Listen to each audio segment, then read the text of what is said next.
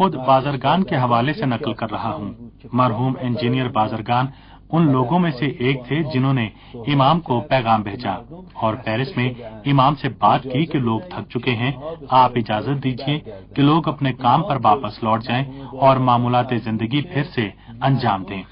इमाम ने मरहूम बाजरगान से फरमाया, लोग नहीं थके हैं, हम और तुम बूढ़े हो गए हैं, शायद हम लोग थक गए हैं और लोग शाह की सरनगुनी तक तहरीक जारी रखेंगे।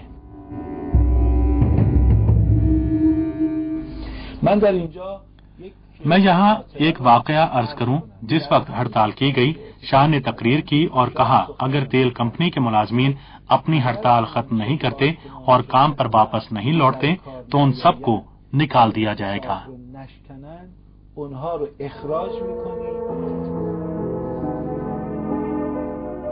ये जमाना सर्दी का जमाना था और ईरानियों को तेल की जरूरत थी ताकि अपने घरों को गर्म कर सकें, और इसीलिए लोग सैकड़ों मीटर तूलानी सफों में मिट्टी के तेल के पीपे लिए लाइन में खड़े होते थे।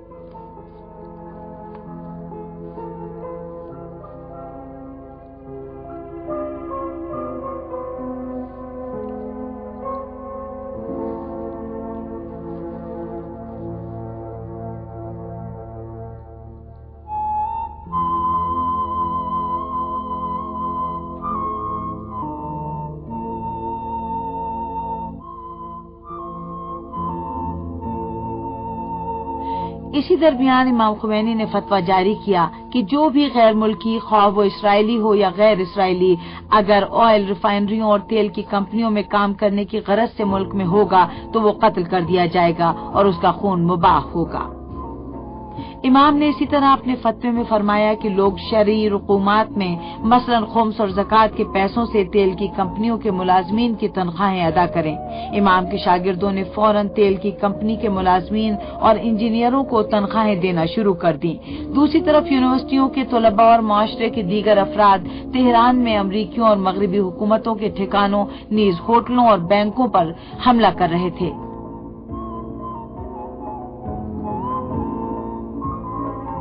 तेहरान जल रहा था और शाह का कोई बस नहीं चल रहा था। इमाम ने 10 मुहर्रम को पूरे मुल्क में मुजाहरे का ऐलान किया कि लोग शहनशाही निजाम की बेखनी कर दें। दरअसल ये पहलवी हुकूमत और मोहम्मद रजा पहलवी के ताबूत में आखिरी कील साबित हुआ। मैंने यौम आशूरा और अय्याम मुहर्रम की मुनासिबत से ईरान में लोगों को हुक्म दिया और मेरे इस हुक्म पर लोग अमल करेंगे, और मुझे उम्मीद है कि हुकूमत अपनी जिम्मेदारी समझेगी और वो ये समझेगी कि उसे अवाम पर तशद्दुद नहीं करना चाहिए और उसको ये समझना चाहिए कि वो गासिब है, और शाह को मसाइल को समझना चाहिए।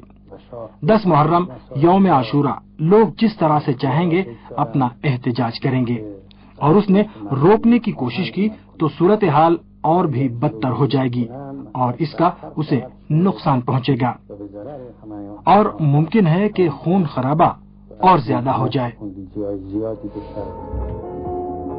उस वक्त की फौजी हुकूमत के सरबराह जनरल अजहरी ने ऐलान किया कि सुबह से लेकर अगले दिन गुरूब बे आफ्ताब तक इमरजेंसी नाफिज है और किसी को भी अज़ादारी का जुलूस निकालने या उसमें शिरकत की इजाजत नहीं है। हत्ता मस्जिदों के अंदर भी अज़ादारी पर पाबंदी है। इमाम ने हुक्म दिया कि लोग घरों की छतों पर जाकर नारे तकबीर अल्लाहु अकबर लगाएं।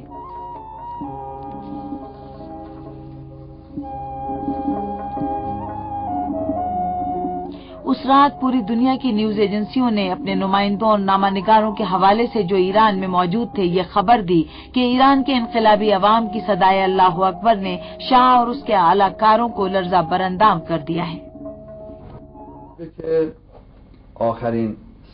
दिलचस्प बात यह है कि ईरान में अमेरिका का आखिरी सफीर सुलेवान जानता था कि शाह असर आशूर को आजादी स्क्वायर पर हुकूमत मुखालिफ तमाम लीडरों, रहनुमाओं और कमांडरों समेत जहां उलमा और सियासी शख्सियात सभी जमा होंगी और अवाम भी इकट्ठा होंगे, हेलीकॉप्टर से हमला करके हजारों अफराद का कत्लेआम करने वाला है और इस तरह वो इनकलाब को नाकाम बना देना चाहता है।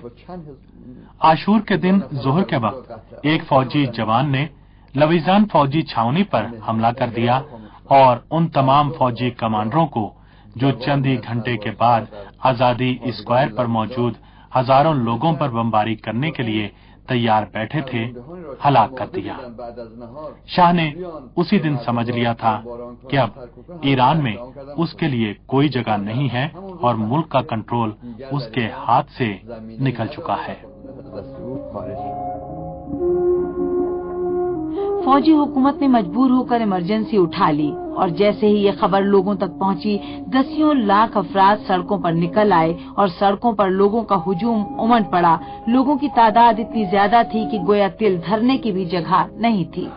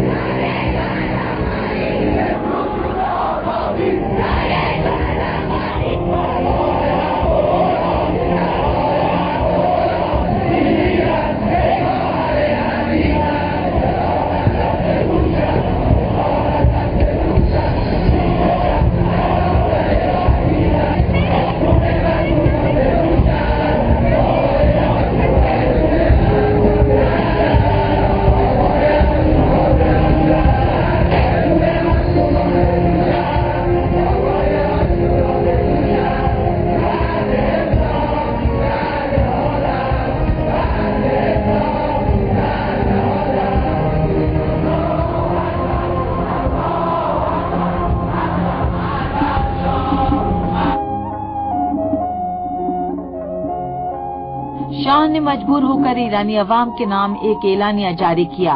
वो चाहता था कि अपनी इस नई रविश से अवाम के जज्बात का रुख अपनी जानिब मोड़ दे।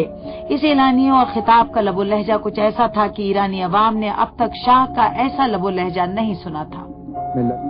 ऐ मिल्लत ईरान, मैंने भी तुम्हारे इनकलाब का पैगाम सुना। मैं आईनी सल्तनत का जो एक इलाही अतिया है और जिसे मिल्लत ईरान ने शाह को सौंपा है, मुहाफिज हूँ। मैं अपनी गलतियों का हर लिहाज से इजाला करूंगा। मैं वादा करता हूं कि मुल्क में अमन व अमान की बरकरारी के बाद पहली फुर्सत में बुनियादी आजादी की बरकरारी और इंतखाबात के लिए एक कौमी हुकूमत तश्कील दूंगा, ताकि बुनियादी आइन पर जो आईनी इनकलाब का खून बहा और समरा है, मुकम्मल तौर पर अमल दरामद हो।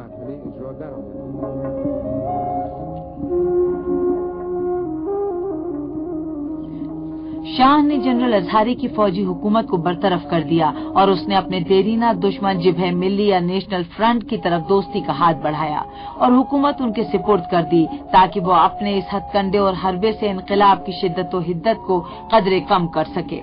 बावजूद इसके कि अमरीकियों ने खुद मोहम्मद मुसद्दिक की क़यादत में नेशनल फ्रंट की हुकूमत को गिराया था, अब दोबारा उन्होंने ही इस सूरत हाल में हुकूमत एक टैक्टिक के तौर पर नेशनल फ्रंट के हवाले कर दी। अमरीकी सदर जिमी कार्टर ने वाशिंगटन में बैठकर इस हुकूमत का वजीर आजम मुकर्रर किया। हमने बख्तियार को कौमी पुष्पनाही फराहम कर दी है ताकि मुल्क में अमन व अमान की सूरत हाल को बेहतर बनाया जाए और ईरान में हुकूमत को इस्तेहकाम हासिल हो। नई हुकूमत ने जो पहला फैसला किया वो शाह के बैरून मुल्क सफर का ऐलान था, जैसा कि ईरानी कौम चाहती थी, और बख्तियार की हुकूमत के बरसरे इख्तिदार आने के बाद शाह ने मेहराबाद हवाई अड्डे पर नामानिगारों से कुछ यूं कहा।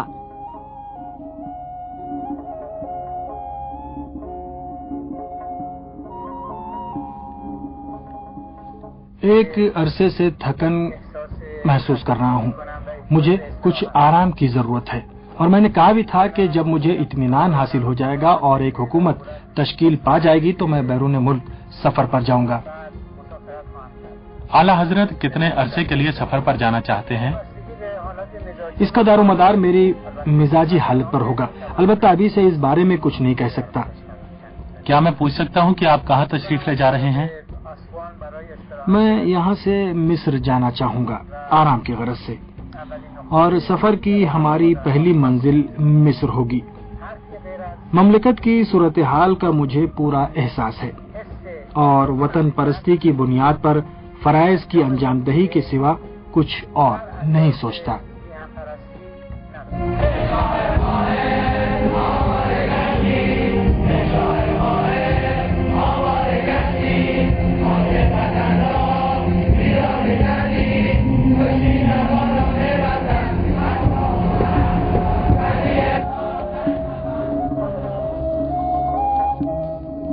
ایران کا آخری بادشاہ محمد رضا پہلوی 10 فروری 1979 کو ایران سے چلا گیا، اس امید کے ساتھ کہ جلد وطن واپس آئے گا اور شاہپور بختیار انقلاب کے شعلوں کی گرمی و حدت کو کم کر سکے گا، لیکن شاہ ہرگز واپس نہ آ سکا اور پھر اس نے کبھی ایران کو نہیں دیکھا، اور اس نے اپنے فرار کے ذریعے ایران کی 2500 سالہ شہنشاہیت کے خاتمے پر مہر لگا دی۔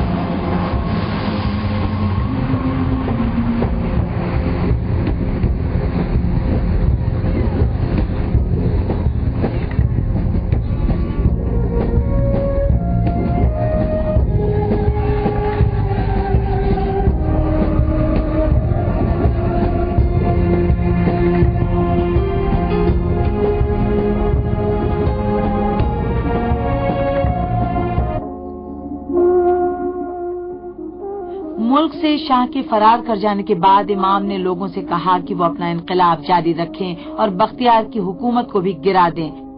عوام نے بھی امام کے فرمان پر لبیک کہا۔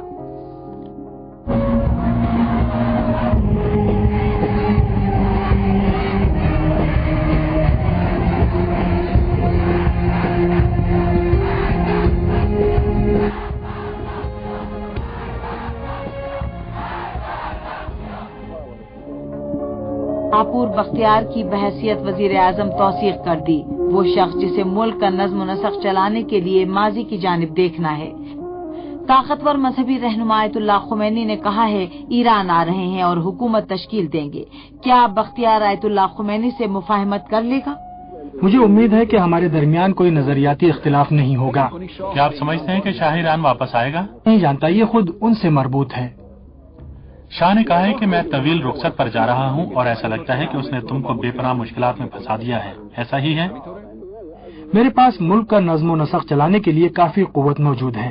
ان سے کوئی مشکل پیش آئے گی؟ یقیناً مشکلات ہیں، لیکن مجھے جد و جہد کرنی ہوگی اور مشکلات کو حل کرنا ہوگا۔ بہت شکریہ۔ شاہ کے فرار کر جانے کے کچھ دنوں کے بعد اور بختیار سے مختصر محاذ آرائی کے بعد امام خمینی نے ایران واپس آنے کا فیصلہ کر لیا، لیکن بختیار نے ہوائی اڈے کو بند کر دیا اور شاہ کے زرخرید فوجیوں نے ہوائی اڈے کو پورے طور پر سیل کر دیا۔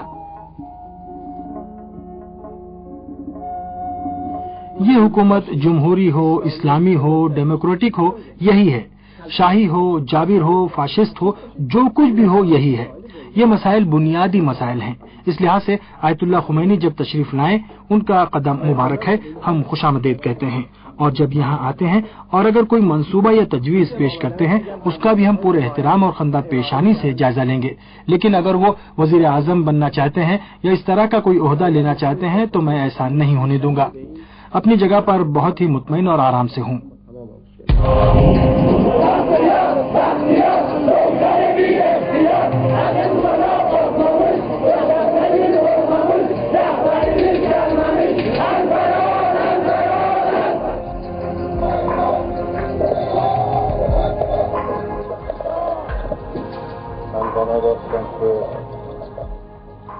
میرا ارادہ تھا کہ میں کل ایران جاؤں اور ایرانیوں کے ساتھ ان کے شانہ بشانہ جد و جہد کو آگے بڑھاؤں اور جو رنج و آلام وہ برداشت کر رہے ہیں اس میں بھی شریک رہوں، لیکن غدار حکومت نے ایسا نہیں ہونے دیا اور اس نے ایران کے تمام ہوائی اڈوں کو بند کر دیا ہے۔ جیسے ہی ہوائی اڈے کھلیں گے میں فوراً ایران جاؤں گا اور اسے یہ بتا دوں گا کہ تم لوگ فاسد و بدعنوان اور ہماری قوم کے غدار ہو۔ ہماری قوم تم جیسے غیر ملکی غلاموں، پٹھوؤں اور ایجنٹوں کو برداشت نہیں کرے گی، اور پہلی فرصت میں ایرانی عوام کے پاس جاؤں گا تاکہ ان کے ساتھ یا تو مارا جاؤں یا پھر قوم کے حقوق اسے واپس دلاؤں۔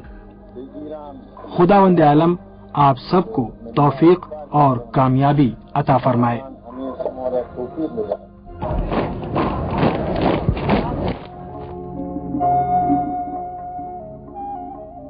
دسیوں لاکھ ایرانی جو ایران کے تمام شہروں سے تہران آئے تھے وہ ہوائی اڈے کے اطراف کی سڑکوں اور چوراہوں کے گرد جمع تھے، اور لاکھوں بلکہ دسیوں لاکھ کا یہ اجتماع آہستہ آہستہ ایک آہنی حصار میں تبدیل ہو گیا جس نے ہوائی اڈے اور وہاں کی ہر چیز کو اپنے گھیرے میں لے لیا۔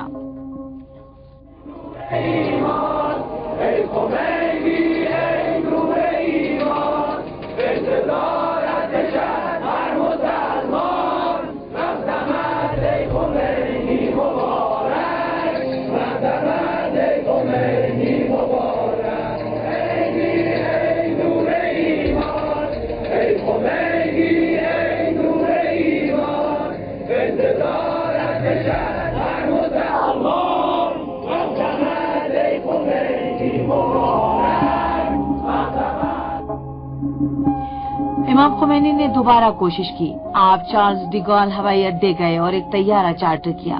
فرانسیسی حکام نے فلائٹ کی اجازت دے دی، البتہ پرواز کی اجازت اس وقت ملی جب یورپ میں مقیم ایک ایرانی نے طیارے کا بیمہ ادا کیا۔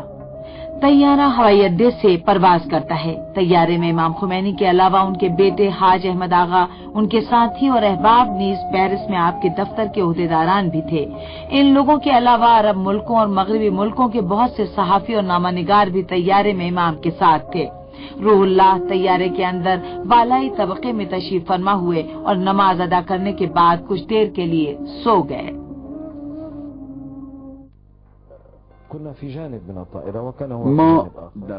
ہم طیارے کے ایک حصے میں بیٹھے تھے اور آپ طیارے کے دوسرے حصے میں تھے۔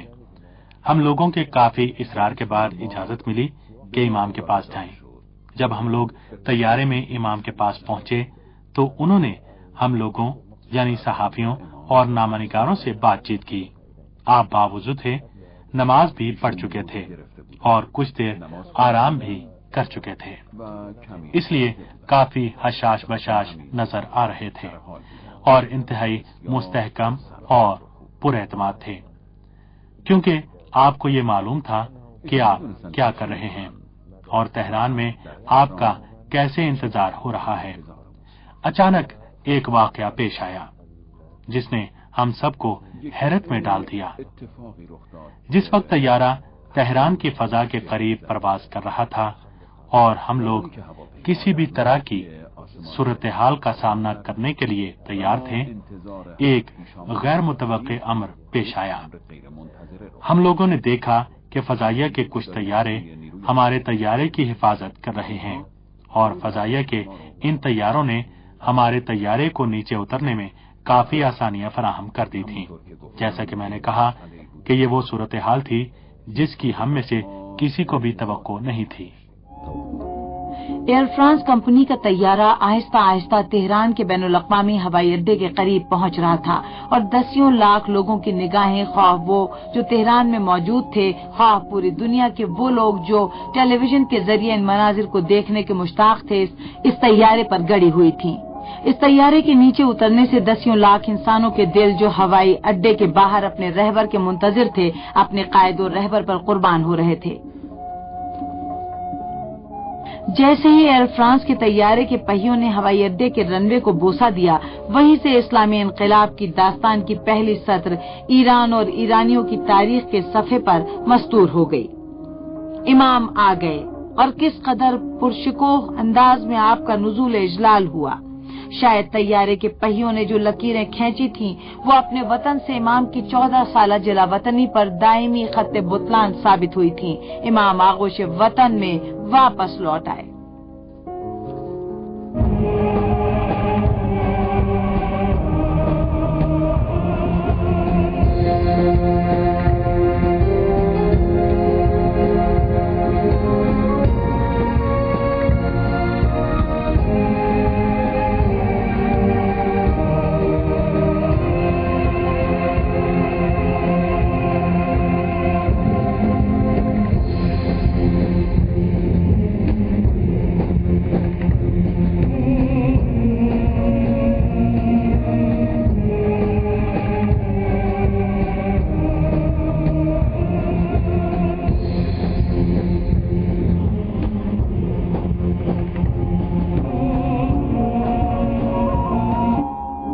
تہران ہوائی اڈے سے بلیزری کار باہر آئی جسے محسن رفیق دوست چلا رہے تھے۔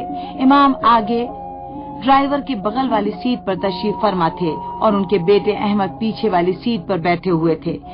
غیر ملکی نیوز ایجنسیوں نے خبر دی کہ امام کا خیر مقدم اور والہانہ و بے مثال استقبال کرنے والوں کی تعداد 70 لاکھ تھی، جو ہوائی اڈے سے لے کر بہشت زہرا تک سڑکوں پر اپنے رہبر کو خیر مقدم کہنے اور ان کی ایک جھلک دیکھنے کو بےتاب تھے، اور سب کو یہ خبر تھی کہ امام بہشت زہرا میں تقریر کرنے والے ہیں۔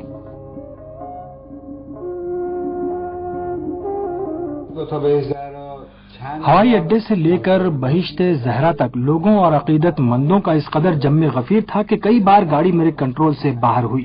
3 بار تو لوگوں نے اتنی وزنی گاڑی کو اپنے ہاتھوں پر اٹھا لیا اور میں ڈر رہا تھا کہ کہیں گاڑی الٹ نہ جائے اور خدا نخواستہ امام کو کہیں چوٹ نہ آ جائے۔ حتیٰ بعض لوگوں کے پیر گاڑی سے کچل بھی گئے، جن میں ایک تو بہت زیادہ ہی زخمی ہو گیا تھا۔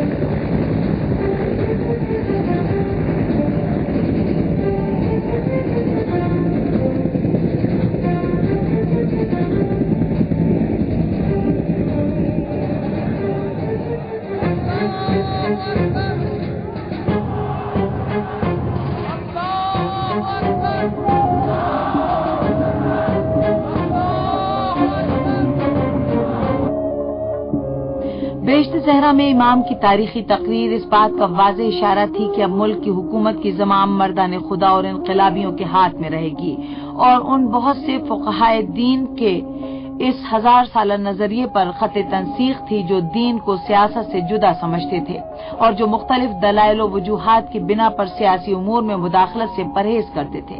امام اس لیے ایران واپس نہیں آئے تھے کہ وہ شاہ کے ساتھ حکومت کو تقسیم کریں اور اپنی حصے داری قائم کریں، بلکہ امام اس لیے واپس آئے تاکہ شاہ کو باہر کریں، اور انہوں نے اپنی تقریر میں اعلان کیا کہ حکومت مجتہد جامع الشرائط کی ہوگی۔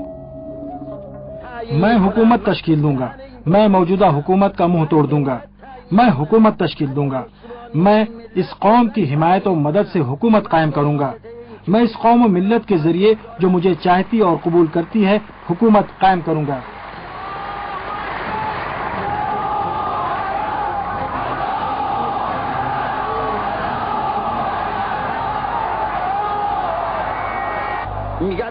وہ کہتا ہے کہ ایک ملک میں 2 حکومتیں تو نہیں ہو سکتی۔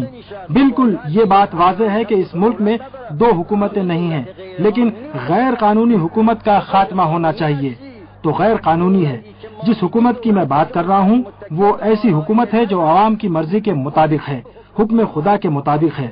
تو یا تو خدا کا انکار کر دے یا قوم سے روگردانی اختیار کرے۔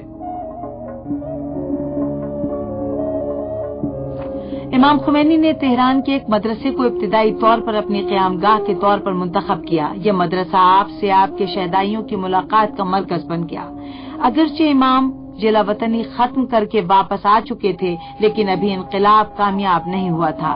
इसके लिए बख्तियार की हुकूमत का सुकूत जरूरी था और पूरी फौज को अपना मौक़िफ़ तब्दील करके इनकलाब को तस्लीम कर लेना जरूरी था। जिस वक्त शाह ने ईरान से फरार इख्तियार किया, उस वक्त अवाम से मुकाबला करने के लिए फौज का कमांडर एक अमरीकी था जिसका नाम जनरल हाइजर था। हाइजर को अमेरिका ने यहाँ भेजा था ताकि वो फौज में एक इनकलाब बर्पा कर सके। जनरल हाइजर हर रोज दोपहर बाद फौज के हेडक्वार्टर या अमरीकी सिफारतखाने में फौज के कमांडरों की मीटिंग करता। दिलचस्प बात यह है कि उसने अपनी सरगुज़श्त पर मुश्तमिल किताब में खुद ही लिखा है, हर रोज फौजी कमांडरों के हौसले पस्त होते जा रहे थे।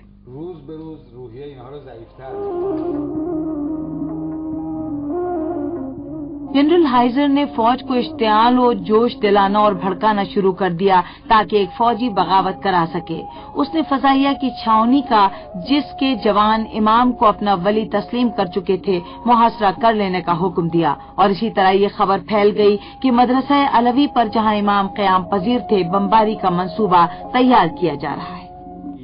जब वो लोग इमाम के खिलाफ फौजी बगावत करना चाह रहे थे, जनाब रफसंजानी का कहना है कि हम लोगों ने इमाम की खिदमत में जाकर दरखास्त की कि आप जमारान से बाहर निकल आइए, आज की रात 50 जंगी तैयारे इस जगह पर बमबारी करना चाहते हैं। इमाम ने फरमाया, मैं अपनी जगह से हिलूंगा भी नहीं, यहीं पर रहूंगा और यहाँ से कहीं नहीं जाऊंगा। आप लोग जाइए, अपने फराइज अंजाम दीजिए, कुछ भी नहीं होगा।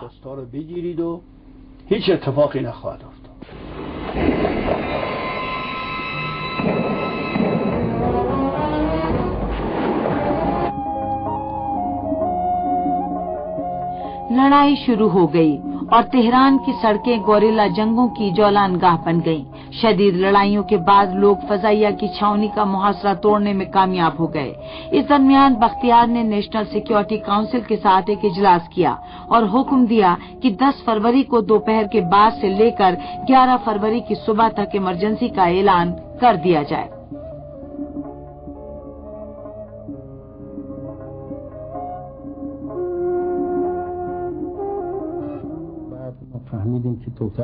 हम लोग समझ गए कि ये एक साजिश थी। इमरजेंसी या मार्शल लॉ का ऐलान इसलिए किया गया था कि सड़कों पर फौज तैनात कर दी जाए और रात में बगावत कर दें और इस तरह हम सब लोगों का सफाया कर दिया जाए। इस मरहले पर भी खुदा ने हमारी मदद की। हम लोगों में से किसी के भी जहन में ये बात नहीं आई और इसे संजीदगी से लिया ही नहीं था। हम लोगों ने हस्ब आदत इमरजेंसी का निफाज नहीं होने दिया और उसकी भरपूर मुखालिफत की।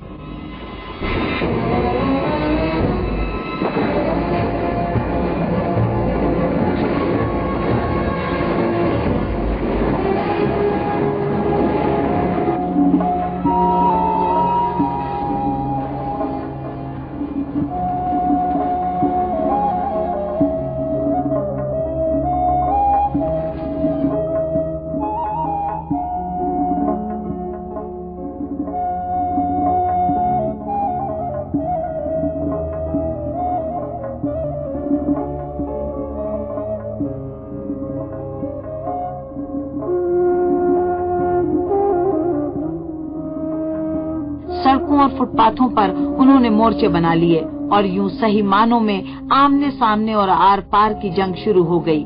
कोई भी ईरानी उस रात नहीं सोया और अगले दिन यानी 11 फरवरी की जोर तक, जो 22 बहमन की तारीख थी, इस्तेकामत और मुजाहिमत का मुजाहिरा किया।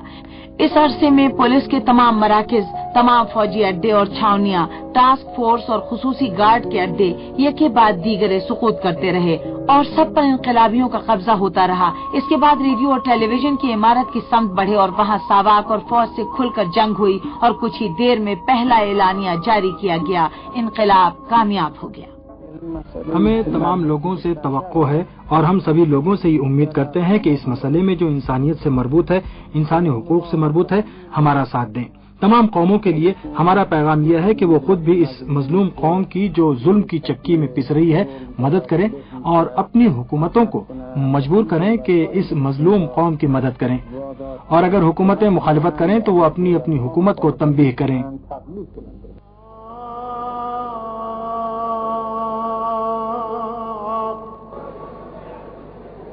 رحمة الله الواسعة ويا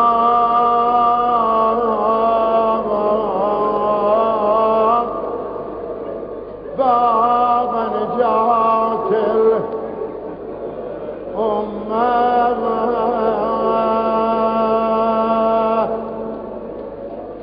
يا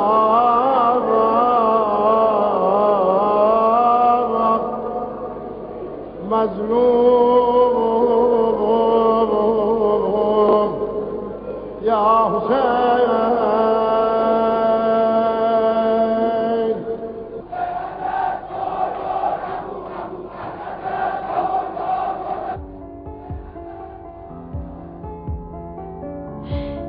انقلاب کے ابتدائی برسوں میں تمام ذرائع ابلاغ نے امام خمینی پر زیادہ توجہ دی. خاص طور پر مغربی ذرائع ابلاغ نے آپ کو سیاسی بصیرت کا مالک فقیہ تسلیم کیا. دنیا کو یہ سمجھنے کے لیے کافی وقت درکار تھا کہ یہ عالم دین ایران کا فرمان روا ہے. اس عظیم ہستی کی قیادت میں ایران اسلامی شاہی دور کی طرف کبھی نہیں پلٹے گا، بلکہ ایران میں ایک دینی نظام کی حکمرانی ہوگی، ایسا دینی نظام جس کی نظیر دنیا نے نہیں دیکھی ہے.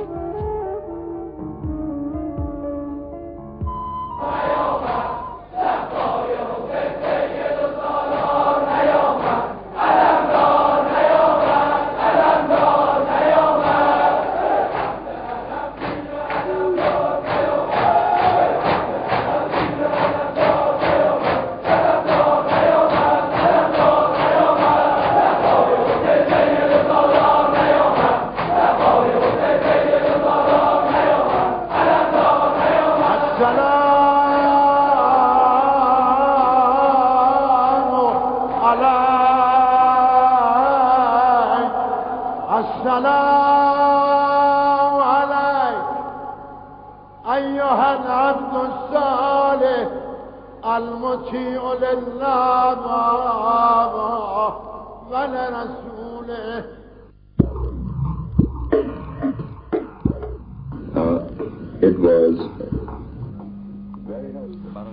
حکومت امریکہ کے لیے شاہ جیسے شخص کا 38 سال تک برسر اقتدار رہنا غنیمت تھا. امریکہ اس پر بھروسہ کرتا تھا. مشرق وسطی میں درپیش تمام مشکلات اور مسائل میں شاہ جیسے حکمران اور ایران جیسے ملک کے ہوتے ہوئے ہمیں کوئی فکر اور پریشانی نہیں تھی.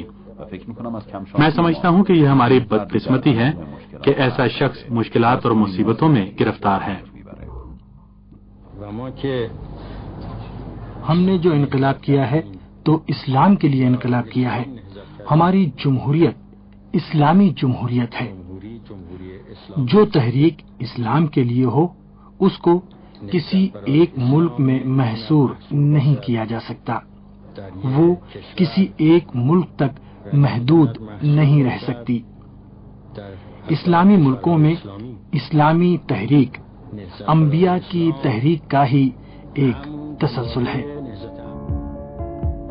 اکثر لوگ یہ سمجھ رہے تھے کہ اسلامی حکومت زیادہ دنوں تک باقی نہیں رہ سکتی. 1 سال یا 2 سال یہ حکومت رہے گی، پھر اعتدال پسند مسلمانوں اور روشن خیال لوگوں کی حکومت آئے گی. امام خمینی رحمۃ اللہ علیہ قم چلے جائیں گے اور مرجع تقلید اور دینی رہنما اور مرشد کی حیثیت سے عوام ان کا احترام کریں گے. اسی بنا پر مغرب نے آسودہ خاطر ہو کر تحریک آزادی کے رہنما مہدی بازرگان کی حکومت کی تشکیل دیکھی. مگر پھر تہران میں امریکی جاسوسی اڈے پر قبضے اور مہدی بازرگان اور ان کے وزیر خارجہ ابراہیم یزدی کے استعفے کے بعد دنیا سمجھ گئی کہ اس انقلاب کے اصلی رہنما علماء کرام ہیں اور اسلامی نظام کے خد و خال واضح ہونے لگے.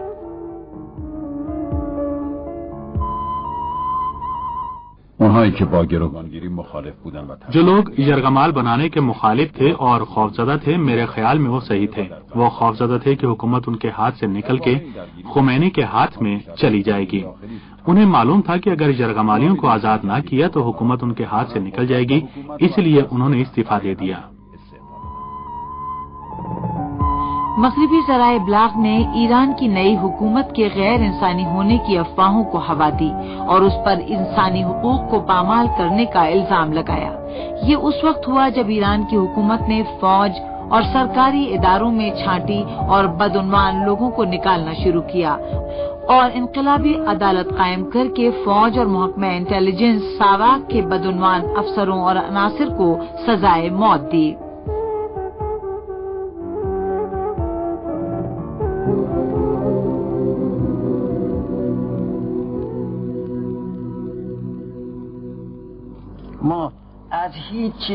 ہمیں کسی چیز کا خوف نہیں ہے، نہ اس بات کا خوف ہے کہ مشرق ہمیں آزادی کا مخالف اور آمر سمجھے گا، نہ ہی اس بات کا خوف ہے کہ مغرب ہمارے بارے میں یہی سوچ سکتا ہے۔ چونکہ ان کے مفادات خطرے میں ہیں، اس لیے وہ ہم پر ہر الزام لگائیں گے اور چاہیں گے کہ ہم ان کے الزام کو قبول کریں۔ وہ جو چاہیں کہیں، ہم اپنے راستے پر گامزن رہیں گے۔ حضرت امام خمینی مغربی ذرائع ابلاغ کے حملوں کی زد پر تھے۔ خاص طور پر امریکی اور یورپی ذرائع ابلاغ نے حضرت امام خمینی کی شخصیت کو خدشےدار کرنے کی بہت زیادہ کوشش کی۔ حضرت امام خمینی کے بارے میں ایک دستاویزی فلم میں انہوں نے آپ کو تصویر کو تقدس مآب دہشت گردی کی عبارت کے ساتھ قرار دیا۔ مجھے یقین ہے کہ یورپ اور امریکہ کی طرفدار شاہ ایران کی حکومت کا زوال سعودی عرب، کویت اور دوسرے ملکوں کے حالات خراب ہونے کا سبب بنے گا۔ اس وقت ہمارا بنیادی مسئلہ یہ ہے کہ مشرق وسطی کا شیرازہ بکھرنے کی روک تھام کریں۔ وہ کہتے ہیں کہ قید میں قرون وسطی کی ایذائیں دی جاتی ہیں اور پتہ نہیں کیا کیا ہوتا ہے۔ امریکہ یہ کہتا ہے، وہ امریکہ جو پوری دنیا کو اذیت دے رہا ہے، وہ امریکہ جو قرون وسطی سے بھی بدتر ایذاؤں کے ذریعے دنیا کو ختم کر رہا ہے۔ سوویت یونین بھی ایسا ہی ہے۔ اور پھر وہ کہتے ہیں کہ ایران میں الہی حدود جاری کی جاتی ہیں، یعنی شرعی قوانین کے مطابق سزائیں دی جاتی ہیں۔ قرون وسطی کے کام ہوتے ہیں۔ یہ اسلام کو قرون وسطی کا دین سمجھتے ہیں۔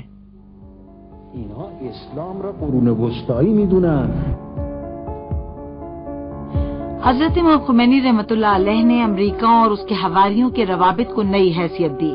آپ نے مشرق اور مغرب کی تقسیم کو ہٹا کر مستکبر اور مستضعف یعنی سامراجی طاقتور اور کمزور کی تقسیم پیش کی۔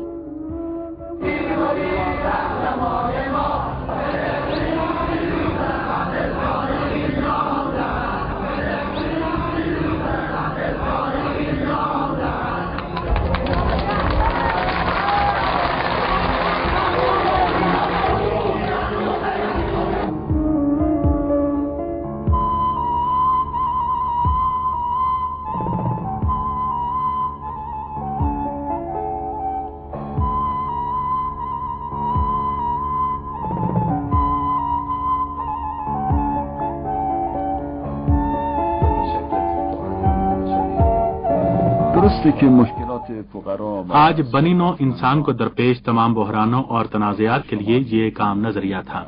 یہ صحیح ہے کہ غریبوں اور دولت مندوں، شمال اور جنوب، مشرق اور مغرب کے درمیان اختلافات ہیں، لیکن اگر غور سے دیکھیں تو بنیادی مسئلہ عالمی سامراج ہے۔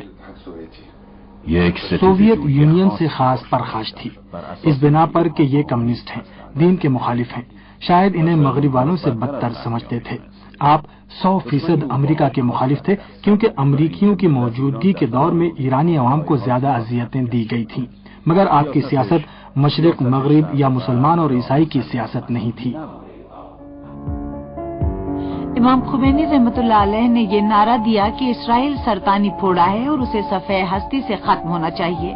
آپ نے اسی طرح امریکہ کو بڑا شیطان اور اقوام کا دشمن بتایا۔ آپ نے دنیا کے مستضعفین اور کمزور رکھے گئے لوگوں کا ایک محاذ بنانے کا حکم صادر کیا۔ یہ سب مغرب کی مخالفتوں کا ثبوت ہے۔ یہ لوگ جو جاتے ہیں اور یہ جاننے کی کوشش کرتے ہیں کہ مغرب کو کیا پسند ہے انہیں معلوم ہونا چاہیے کہ مغرب کو یہ پسند ہے کہ ہم اپنا سب کچھ بے چون و چرا اسے پیش کر دیں. مغرب کو یہ پسند ہے. اگر حضرات یہ چاہتے ہیں تو یہ ہماری قوم کو پسند نہیں ہے. یہ لوگ سمجھتے ہیں کہ مغرب میں کچھ ہے. وہ جان لیں کہ مغرب میں کچھ نہیں ہے سوائے جرم اور خیانت کے.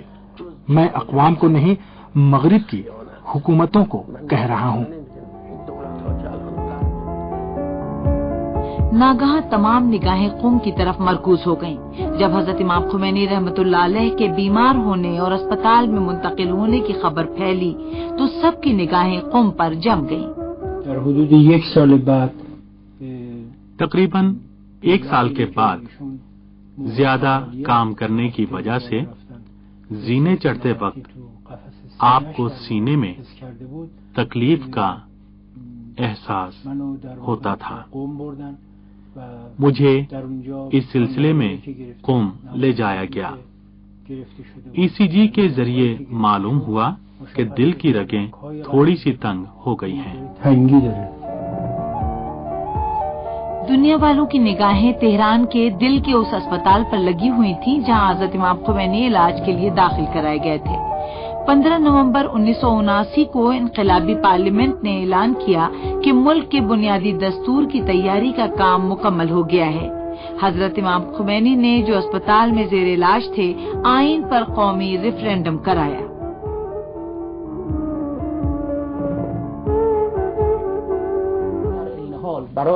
لیکن اسی کے ساتھ زیادہ احتیاط سے کام لیتے ہوئے تدوین شدہ آئین کو دوبارہ استصواب رائے کے لیے عوام کے سامنے پیش کیا.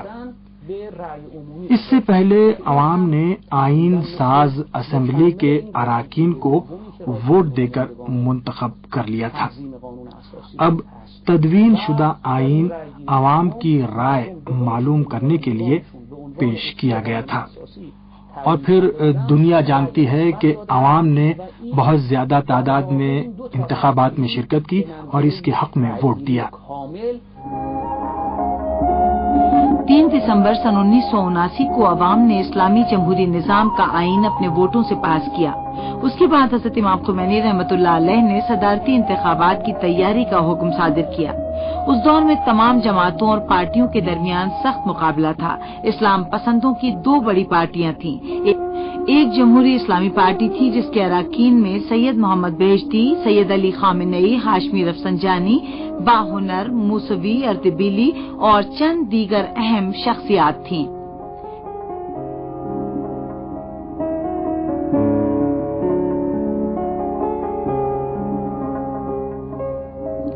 اسلام پسندوں کی دوسری پارٹی تنظیم مجاہدین انقلاب اسلامی تھی. اس جماعت کی بنیاد اسلامی انقلاب کی کامیابی سے پہلے رکھی گئی تھی. پاسداران انقلاب اس تنظیم کے رکن تھے. دوسری پارٹیوں میں ایک کریم سنجابی کی قیادت میں قومی محاذ تھا. یہ محاذ کریم سنجابی نے مہدی بازرگان کی جماعت تحریک آزادی ایران سے الگ ہونے کے بعد تشکیل دیا تھا. ایک جماعت مسعود رجوی کی قیادت میں تنظیم مجاہدین خلق تھی.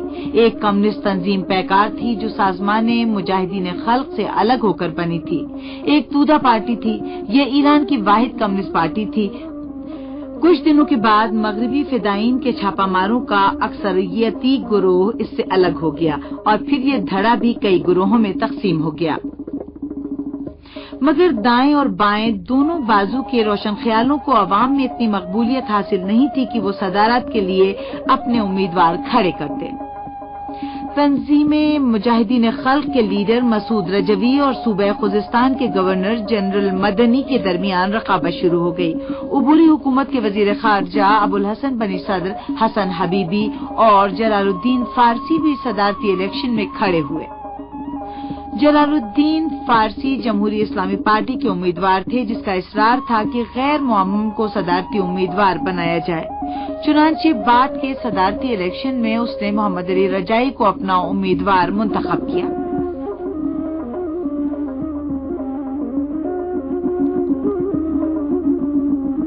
حضرت امام خمینی رحمۃ اللہ علیہ نے جلال الدین فارسی کا نام امیدواروں کی فہرست سے نکال دیا، کیونکہ آئین میں وضاحت کی گئی تھی کہ امیدوار کے لیے ماں اور باپ دونوں کی طرف سے ایرانی ہونا ضروری ہے، اور جلال الدین فارسی کی ماں افغان تھی۔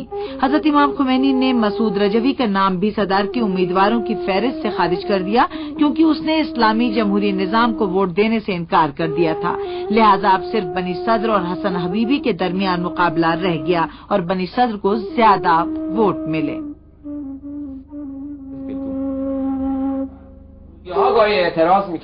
کبھی کبھی اپنے بھی اعتراض کرتے تھے۔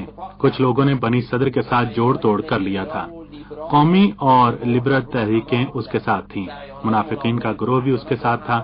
بعض علماء اور ملا بھی اس سے متاثر تھے، یا وہ سمجھ رہے تھے کہ اگر بنی صدر کا مخالف گروہ، بالخصوص آیت اللہ بہشتی کی پارٹی جمہوری اسلامی آ گئی، جس میں آیت اللہ خامنئی، آیت اللہ ہاشمی رفسنجانی، شہید باہنر اور آیت اللہ موسوی اردبیلی وغیرہ تھے، تو یہ ان کے حق میں بہتر نہیں ہوگا۔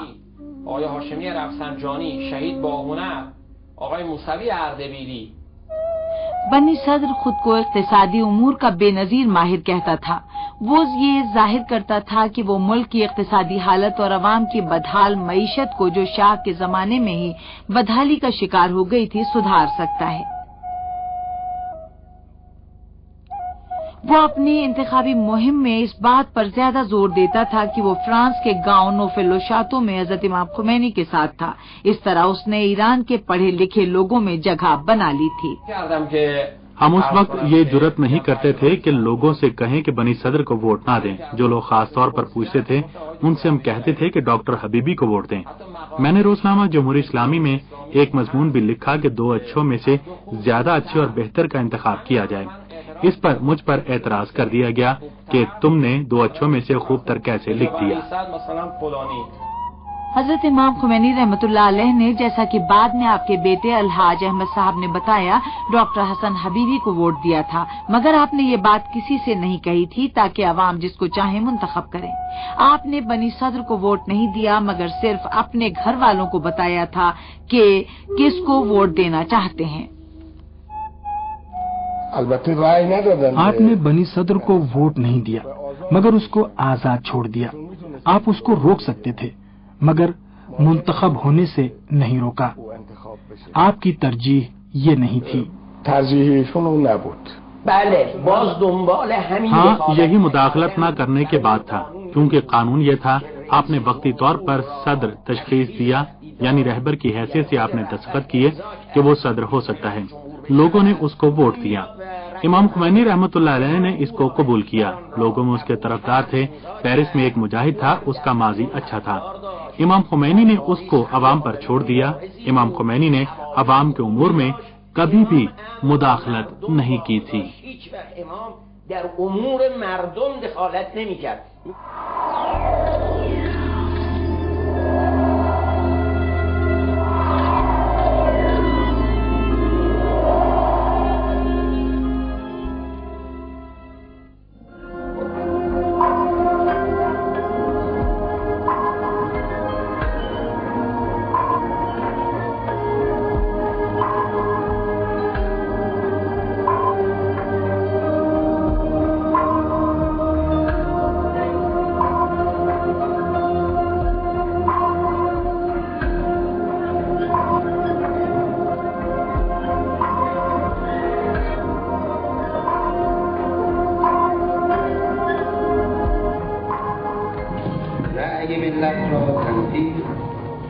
میں نے عوام کے ووٹوں کی تائید اور ان کو منسوب کیا، مگر مسلمان ایرانی قوم کا ووٹ اور میرا منسوب کرنا محدود ہے۔ انہیں اسلام کے مقدس احکام کی خلاف ورزی سے بچنا اور ایران کے اسلامی آئین کی پابندی کرنا ہے، اور میں ایران کے مختلف طبقوں، بالخصوص مفکرین، دانشوروں، اسلامی اور سیاسی جماعتوں اور انتظامی امور کے ذمہ داروں سے چاہتا ہوں کہ وہ ان حساس لمحات میں اپنی ذمہ داریوں کو بخوبی نبھائیں۔ वस्सलामु अलैकुम वरहमतुल्लाहि वबरकातुह। रूहुल्लाहिल मूसवील खुमैनी।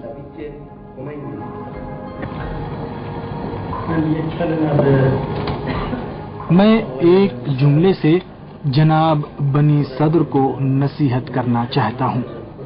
ये एक जुमला सबके लिए है। दुनिया तमाम बुराइयों की जड़ है।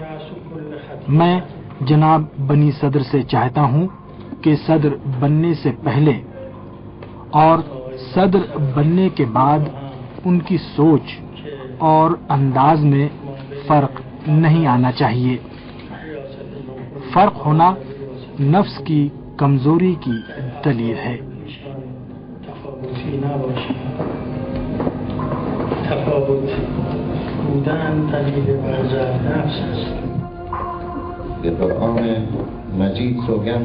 मैं कुरान मजीद की कसम खाता हूँ कि आइन का वफादार रहूंगा और हमेशा ईरान की सरबुलंदी और मुल्क के लोगों की जिंदगी की हालत सुधारने के लिए पूरी कुव्वत से कोशिश करूंगा और कोई वजह नहीं है कि हम ये कोशिश ना करें।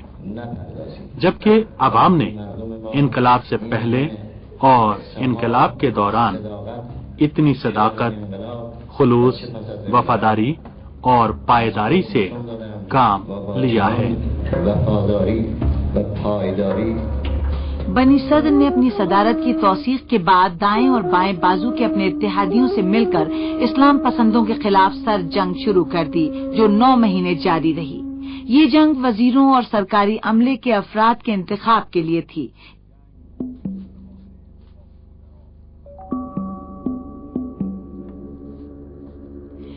इसकी वजह से हुकूमत अपनी हकीकी शक्ल इख्तियार न कर सकी। पार्लियामेंट मजलिस शुरा इस्लामी में सख्त इख्तिलाफात सामने आते थे और अक्सर ज़राए इब्लाग उनकी तफसीलात से अवाम को आगाह करते थे। ये इख्तिलाफात बनी सदर की हामी अक़लियत और इस्लाम पसंदों के तरफदारों और जमहूरी इस्लामी पार्टी के अक्सरियती अराकीन के दरमियान थी। बनी सदर का इसरार था कि वजीर आजम रोशन ख्यालों में से मुंतखब किया जाए और अराकीन पार्लियामेंट की अक्सरियत इसके खिलाफ थी। बनी सदर ने जमहूरी इस्लामी पार्टी के उम्मीदवार के मुकाबले में वजारत उज़्मा के ओहदे के लिए सैयद अहमद खुमैनी का नाम पेश किया। इसके अखबार इनकलाब इस्लामी ने इसका प्रोपेगेंडा किया। उसने हजरत इमाम खुमैनी के नाम एक खत इरसाल किया जिसमें लिखा था, रहबर इनकलाब इस्लामी ईरान जनाब आयतुल्लाह हजरत इमाम खुमैनी मुल्क के मौजूदा हालात और इस बात के पेशे नजर कि हमारा मुआशरा नौजवान मुआशरा है, पेशरफ्त और पैदावार के लिए मुस्बत कोशिशें जारी हैं और चूंकि मानवी और इनकलाबी पहलू इसकी असल रूह है, इसलिए मेरी नजर में जनाब हुज्जतुल इस्लाम सैयद अहमद खुमैनी वजारत उज़्मा के लिए बेहतरीन इंतखाब है। आपकी मुआफ़क़त साइब है। इमाम खुमैनी रहमतुल्लाह अलैह ने जवाब दिया, बिस्मिल्लाह ताला, मैं नहीं चाहता कि मेरा बेटा कोई ओहदा कबूल करे। अहमद कौम का खादिम है। इस मरहले में अगर आजाद रहे तो बेहतर अंदाज में खिदमत कर सकता है। वस्सलामु अलैकुम। पार्लियामेंट ने सदर से गुफ्तगू के लिए सिफरीकी इजलास तलब किया। वजारत उज़्मा के लिए 14 नामों की एक फेहरिस्त पेश की। बनी सदर ने आधे लोगों के नाम काट दिए। अब 7 नाम रह गए।